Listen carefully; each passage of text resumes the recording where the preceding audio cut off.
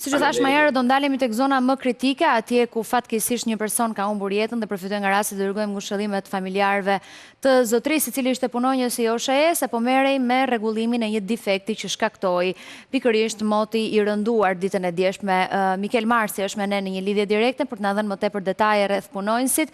i cili i përkiste Bashkisë së Himarës, në mos gaboj apo jo Mikel, por edhe një përshkrim për çfarë kaloi Vlora mbrëm. Fillimisht ndalemi tek Himara. Mirëdita.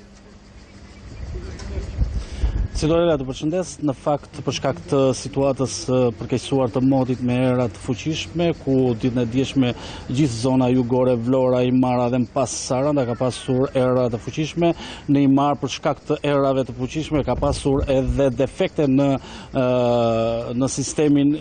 elektrik, ku si pasojë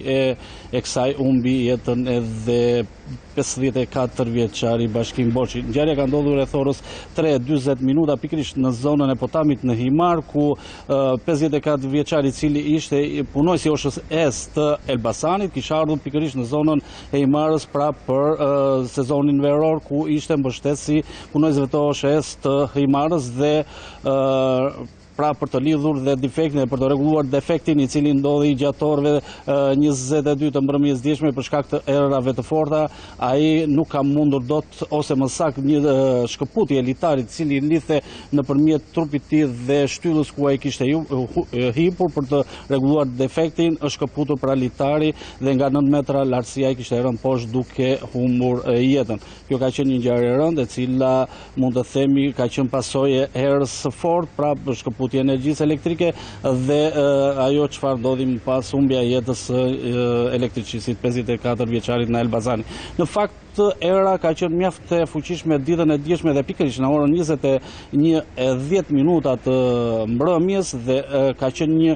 si më thënë, ka kapur qytetarët e Vlorës të pa lajmëruar ose më saktë pa pritur, pasi era ka qenë në gjithë qytetin e Vlorës dhe pikërisht në zonat ku njerëzit ishin duke bështetitje apo duke pirë kafe apo një darkë, dhe në zonën e Lungomars ka pasur edhe mund të themi largime të qytetarëve me vrap, pasi era mund të rrezikonte edhe sendet apo edhe çadrat e restoranteve apo dhe të lokaleve për gjatë gjithë vijës bregdetare qytetit të Vlorës. Në fakt ka qenë jo më shumë se 12 minuta kjo erë e cila ishte mjaft e fortë dhe e papritur. Në fakt më pas era u spostua drejt jugut të vendit, më pas në Himar, siç e thash, dhe drejt Sarandës, ku dhe në Sarandë ka pasur edhe dëme më të mëdha. Kuptoj. Mikel, përpara se të të falenderoj, të lutem, mund të ndalemi pak tek situata në Himar, si është tani që flasim çështja e energjisë elektrike, me të cilën sigurisht edhe OSHE po punonte dhe fatkeqësisht një person humbi jetën. Siç e thash Sidorela, në fakt ka pasur vetëm stakim në zonën e Himarës, gjithë zona jugore e vendit, Vlora apo Orikumi dhe zona të tjera bregdetare ka pasur energji elektrike, për shkak edhe se era ka qenë mjaft e fortë, vetëm zona e Himarës, e cila nga ora 22 deri në ora 3 të mëngjesit, pra ka pasur defekte kryesisht në zonën e Potamit, aty ku janë edhe nën stacionet elektrike, ku humbi jetën edhe 54 vjeçari. Në fakt dita e sotme ka qenë normale, shtyrë normalitetit, si në Vlorë, si në Himar apo dhe më në jug të vendit, pasi era e humbi atë fuqinë e saj. Në këto momente që flasim ka rinisur sërish era, u ndodhen pikërisht këtu në qytetin e Vlorës dhe gjatë ditës sotme deri në ora 12 era ka qenë, ose më saktë nuk ka pasur forca e erës, ndërsa në këto momente që flasim era ka rinisur sërish duke krijuar edhe jo pak probleme, kryesisht për lundrim detar, pasi edhe kapiteneria e portit Vlorës pritet të dalë në moment për pezullimin e lundrim detar, qoftë anijeve të vogla apo dhe anijeve të mëdha të tonazhit. Po merren masa për ditët në vim? Duhet të qarkullojnë.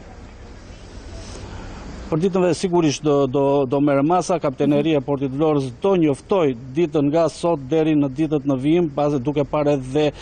motin, përkeqësimin e motit, siç e tha dhe Akili, kemi përkeqësim të motit jo vetëm sot, por për gjatë gjithë javës, pra edhe kapiteneria pritet që të dalë me vendim ditën e sotme për pezullim të lundrim detar, nuk dihet data deri në çfarë date, po gjithsesi moti pritet të përkeqësohet. Qartë, faleminderit Mikel, të përshëndes. Entiola Budo do të na tregoj situatën në Sarandë, ku duket që është një qytet realisht i prekur nga erërat e forta. Entiola, të përshëndes, më bëj një përshkrim nëse mundesh. Faleminderit.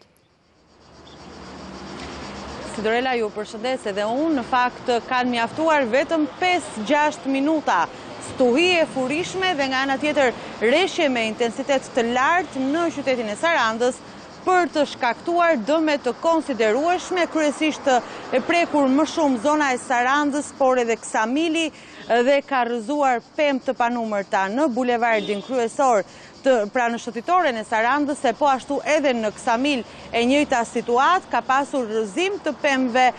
nga ana tjetër ka pasur dëme të konsiderueshme në biznese, xhama të thyer të bizneseve për shkak të fluturimit, le t'i quajmë, të karrigeve, të tendave dhe të gjitha objekteve që kanë qenë jashtë në momentin që Saranda u prek nga kjo stuhi e pazakont për këto 10 vitet e fundit të paktën. Nga ana tjetër, 3 persona kanë mbetur të lënduar për shkak se janë dëmtuar nga rënjet e këtyre objekteve. Një person është lënduar teksa po lëvizte me motor në shëtitore dhe i ka rënë një deg e një peme. Të 3 janë transportuar menjëherë në spitalin e Sarandës, kanë marrë ndihmën e parë dhe janë larguar pa dëmtime serioze. Ajo se çfarë vlen është të theksohet është se nga ana tjetër edhe në det ka pasur problematika, një anije është fundosur, ndërkohë kapiteneria e pikërisht e portit të Sarandës ka njoftuar në këto momente që ne po flasim se do të ketë për shkak të përkeqësimit të kushteve atmosferike dhe detare, përfshirë erat me intensitet të lartë, ndalohet çdo dalje në det e mjeteve lundruese, përfshirë mjete turistike, peshkarexhat dhe skafet e vogla në të gjithë gjirin dhe zonën bregdetare të Sarandës dhe Ksamilit, po ashtu edhe të Borshit. Ky ndalim ka hyrë në fuqi sot në orën 6 të mëngjesit dhe do të jetë do të ketë një paralajmërim të dytë se kur do të bëhet dalja e mjeteve në det. Deri në momentin që ky lajmërim është në fuqi, janë të lutur, thonë autoritetet vendore, që të respektohet pasi është një urdhër që nëse nuk zbatohet, sigurisht ka pasoja ligjore. Nga ana tjetër, në Sarandë ka pasur edhe problematika të ndryshme për sa i përket edhe banesave, kemi parë në fakt edhe xhirime të turistëve apo të njerëzve që janë gjendur në Sarandë dje, kemi parë që ka pasur problematika dhe kanë xhiruar momentet kur era ka shkatëruar pothuajse gjithçka. Menjëherë, prej orëve të parë të mëngjesit, por edhe mbrëm në darkë, ka ndërhyrë Bashkia e Sarandës për të bërë të mundur heqjen e degëve, gjetheve, të pemëve dhe gjithçka tjetër që ka shkaktuar kaos në qytet, po punohet ende momentalisht. Ajo që vlen të theksohet është se ka problematika ende në disa zona me energjinë elektrike për shkak të rënjes një shtylle elektrike në qytetin e Sarandës, pra brenda në afër portit, dhe nga ana tjetër edhe në zonat rurale ka probleme me energjinë elektrike. Fatmirësisht nga stuhia e mbrëmshme Gjirokastra i shpëtoi, kaloi vetëm për pak sekonda, nuk pati problematika. Po, nuk pati problematika, fatmirësisht, dhe të gjitha problemet pra u shkaktuan në Sarandë dhe në Ksamil. Faleminderit shumë Antiola për gjithë përshkrimin perfekt, do thoja, të situatës në Sarandë dhe Ksamil, ku veç të tjera është Antiola ndau me ne edhe reagimin e institucioneve, ku duket se bëjmë paralajmërimet e nevojshme sa i takon asaj që do duhet çdo kush të ndjek në ditët në vijim, siç tha Akil Osmani nga Meto Alb. Deri të martën e javës së ardhshme, situata do të jetë disi e vështirë në zonat që ai përmendi. Në Kosovë ashtu ka pasur një stuhi të furishme që ka përfshirë disa zona kryesore. Unë do të ndaleshim në një hapësirë publicitare, do të kthehemi më pas me lidhje direkte nga Kosova për të kuptuar se cilat janë qytetet që janë prekur më shumë, por mbi të gjitha për të kuptuar nëse do të ketë marrje masash sa i takon gjithçka e ka ndodhur dhe pritet të ndodhë në ditët në vijim. Pas pak.